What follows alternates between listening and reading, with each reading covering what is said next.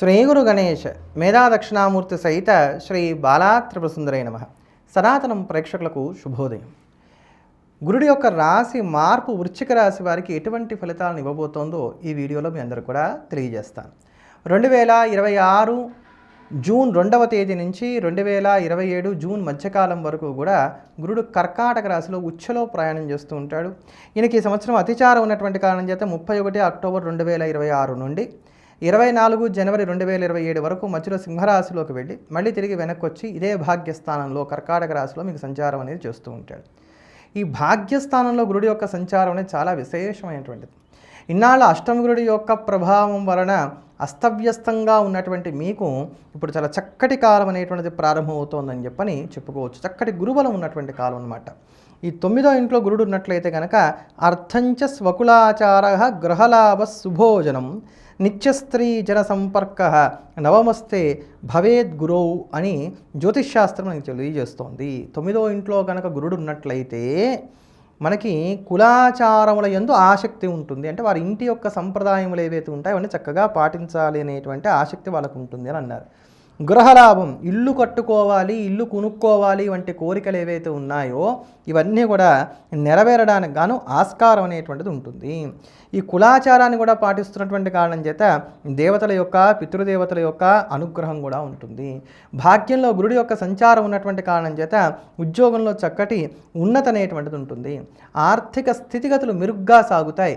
అప్పులు తీరుస్తారండి. ఇక్కడ ఇది చాలా చక్కటి మాటగా మనం చెప్పుకోవచ్చు. వృశ్చిక రాశి వారికి లోన్లు తీర్చడానికి, అప్పులు తీర్చడానికి అధికమైనటువంటి ప్రాముఖ్యతనిస్తారు ఈ సంవత్సరం. మీరు కావాలంటే గమనించి చూడండి.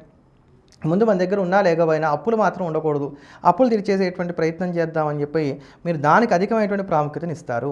అలానే సౌభాగ్యములన్నీ కూడా పొందగలుగుతారు అనేటువంటి మాట చెప్పారు. ఉద్యోగం లేనటువంటి వారికి ఉద్యోగం వచ్చి తీరుతుంది అనేటువంటి మాట చాలా స్పష్టంగా జ్యోతిష్యం చెప్తోంది. నాకు ఇలాంటి ఉద్యోగం అయితేనే అనుకునేటువంటి వారిని పక్కన పెట్టండి. ఎంతో శ్రమిస్తున్నాం, మాకు ఉద్యోగం వస్తే చాలు అనుకునేటువంటి వారు ఖచ్చితంగా ఉద్యోగం చేసుకోవచ్చు. ఇంటర్వ్యూలన్నీ కూడా సక్సెస్ అవ్వడానికి ఆస్కారం అనేటువంటిది ఏర్పడుతుంది.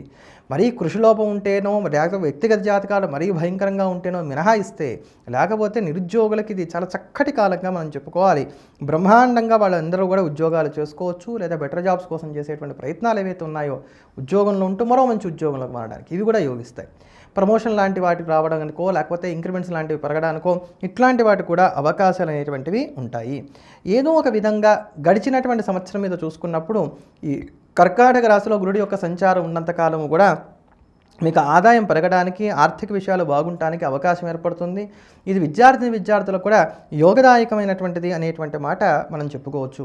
ఒక సమస్య వస్తుంది అంటే వెంటనే ఇంకో సొల్యూషన్ కూడా వస్తుంది. అంటే సమస్యలు తీరడానికి గాను కావలసినటువంటి ఆలోచన శక్తి, స్ఫురణ శక్తి, వాటిని ఎదుర్కొనడానికి కావాల్సినటువంటి ధైర్యము, స్థైర్యము అన్నీ కూడా మీలో సమృద్ధిగా ఉంటాయనేటువంటి మాట ఇక్కడ మనం చెప్పవచ్చు. కనుక వృశ్చిక రాశి వారికి గురుడి యొక్క భాగ్యస్థాన సంచారం ఏదైతే ఉందో ఇది అత్యద్భుతంగా ఉండబోతోంది అనేటువంటి మాట చెప్పుకోవచ్చు. భగవంతుడి యొక్క అభయహస్తం అనేది మన మీద ఉంటే ఎలా ఉంటుందో అలా గురుడి భాగ్యస్థానంలో ఉన్నంతకాలం కూడా మీకు సమస్తమైనటువంటి శుభాలు కూడా కలుగుతాయనేటువంటి మాట మనం చెప్పుకోవాలి. వివాహాది శుభకార్య ప్రయత్నాలు సానుకూలపడతాయి. సంతానం వలన మానసిక సంతోషం కలగడానికి ఆస్కారం ఏర్పడుతుంది. పిల్లలు లేనటువంటి వారికి పిల్లలు కలగడానికి ఆస్కారం ఏర్పడుతుంది.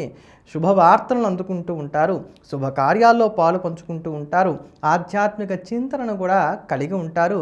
వృత్తికి అధికమైనటువంటి ప్రాముఖ్యతనిస్తారు.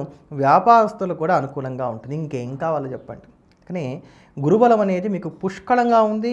ఈ గురుబలాన్ని ఇంకాస్త అందిపుచ్చుకునేటువంటి ప్రయత్నం చేయండి. పెద్దవాళ్ళని చక్కగా గౌరవిస్తూ ఉండండి. తద్వారా ఈ గురుడిచ్చేటువంటి యోగాలు మరింతగా పెరగడానికి గాను ఆస్కారం అనేటువంటిది ఏర్పడుతుంది. కదాచిత్గా కూడా అంటే ఊరికనే ఏదో ఆలాపనగా కూడా హాస్యానికి అయినప్పటికీ కూడా పెద్దల్ని మాత్రం అగౌరవపరచకండి. ఈ ఒక్క జాగ్రత్త పాటించుకోండి, సరిపోతుంది. మరోమారు మళ్ళీ కలుద్దాం. ఎల్లప్పుడూ దేశాన్ని ప్రేమిద్దాం, దైవాన్ని స్మరిద్దాం. స్వస్తి.